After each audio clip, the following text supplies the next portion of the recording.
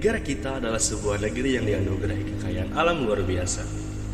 Di sini, ribuan spesies tumbuhan dan satwa hidup berdampingan, mewarnai setiap sudut hutan dan lautan. Namun di balik keindahan alam ini, ada ancaman yang kian mengintai, seperti perdagangan ilegal dan eksploitasi yang mengancam keberlangsungan hidup spesies-spesies langka.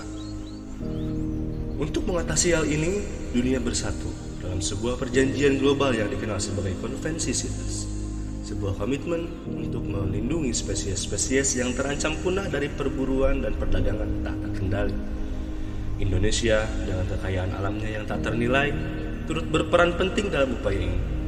Melalui video ini, kami dari kelompok 2 Universitas Subang Fakultas Hukum,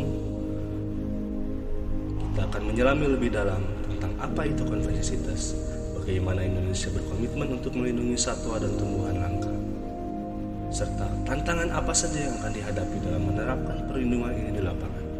Mari kita jaga warisan alam ini bersama untuk hari ini dan generasi yang akan datang. Konvensi CITES atau Convention on International Trade in Endangered Species of Wild Fauna and Flora didirikan pada tahun 1973 dan mulai berlaku 2 tahun kemudian pada tahun 1975. Konvensi ini adalah perjanjian internasional yang diikuti lebih dari 180 negara.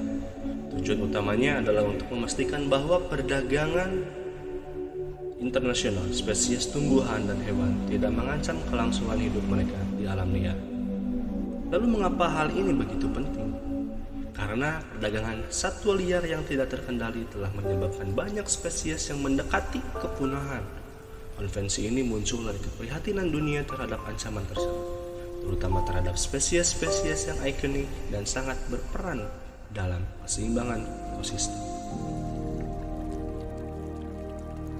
CITES membagi spesies menjadi 3 tingkat perlindungan atau appendices, sesuai dengan tingkat ancaman yang mereka hadapi.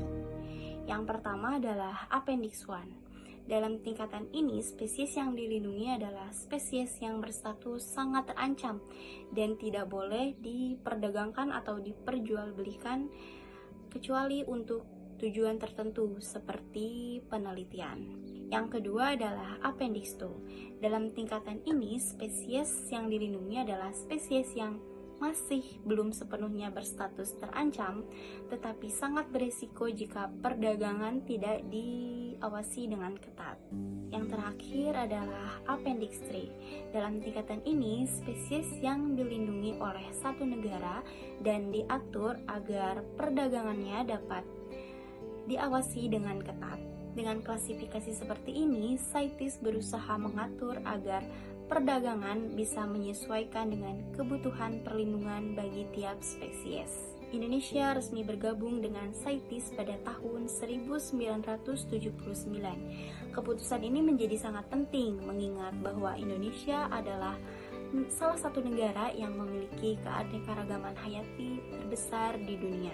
Dengan bergabungnya Indonesia, pemerintah berkomitmen untuk menjaga spesies-spesies unik yang kita miliki dari perdagangan yang dapat mengancam keberlangsungan hidup mereka.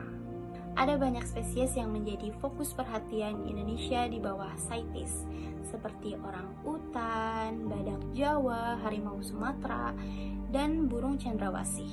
Mereka bukan hanya spesies ikonik, tetapi juga memiliki peran sangat penting untuk menjaga keseimbangan ekosistem di dalam habitat alaminya. Pada tahun 1979, Indonesia meratifikasi Konvensi CITES.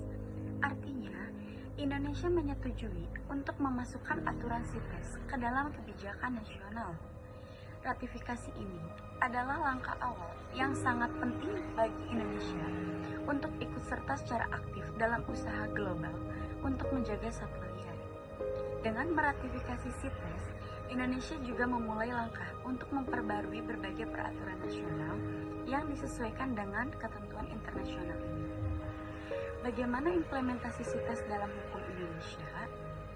Untuk menerapkan komitmen ini, Indonesia menetapkan beberapa undang-undang penting.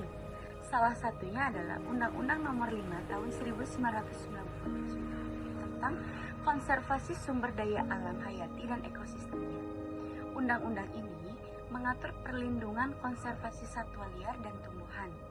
Selain itu, ada juga peraturan pemerintah nomor 8 tahun 1999 yang lebih spesifik mengatur pemanfaatan jenis tumbuhan dan satwa liar termasuk dalam perdagangan. Dengan adanya peraturan ini, pemerintah berupaya melindungi spesies dan rentan untuk mencegah kegiatan perdagangan ilegal. Meski telah ada undang-undang yang ketat, pelaksanaan CITES di Indonesia menghadapi banyak tantangan, terutama dalam hal perdagangan ilegal. Indonesia memiliki kawasan hutan yang luas dan wilayah laut yang luas pula, yang sering dimanfaatkan oleh oknum untuk menyelundupkan spesies langka di luar negeri. Upaya pemerintahan Indonesia untuk mencegah perdagangan ilegal terus dilakukan dan ditingkatkan, termasuk dengan patroli hutan rutin di kawasan hutan yang ada di Indonesia, razia di pasar satwa liar, dan memberikan sanksi berat bagi para pelaku pedagang ilegal. Selain itu, pemerintah juga bekerja sama dengan organisasi internasional untuk menangani penyelundupan lintas negara. Upaya konservasi di Indonesia tidak hanya sebatas undang-undang saja. Pemerintah juga bekerja sama dengan berbagai lembaga konservasi, baik nasional maupun internasional, untuk mendukung rehabilitasi dan pelepasliaran satwa liar yang diselamatkan dari perdagangan ilegal. Selain itu, keberadaan CITES mendorong peningkatan kesadaran masyarakat tentang pentingnya melindungi spesies-spesies yang rentan. Hasilnya, kita melihat semakin banyak orang yang paham bahwa spesies seperti orangutan, harimau, dan badak bukan hanya aset alam saja, tetapi juga penentu keseimbangan ekosistem di Indonesia. Dampak positif ini adalah bukti nyata bahwa CITES bisa membantu menjaga keberlanjutan ekosistem bagi generasi mendatang. Bergabungnya Indonesia dalam konvensi CITES adalah komitmen besar untuk menjaga keanekaragaman hayati dan melindungi spesies yang rentan dari kepunahan. Namun, upaya ini tidak dapat berhasil tanpa dukungan dari masyarakat. Sebagai warga negara, kita bisa ikut mendukung dengan cara-cara sederhana, seperti tidak membeli atau memperdagangkan satwa dan tumbuhan yang dilindungi. Mari kita jaga alam kita demi keberlanjutan dan masa depan yang lebih baik. Terima kasih sudah menonton dan sampai jumpa di video edukasi berikutnya.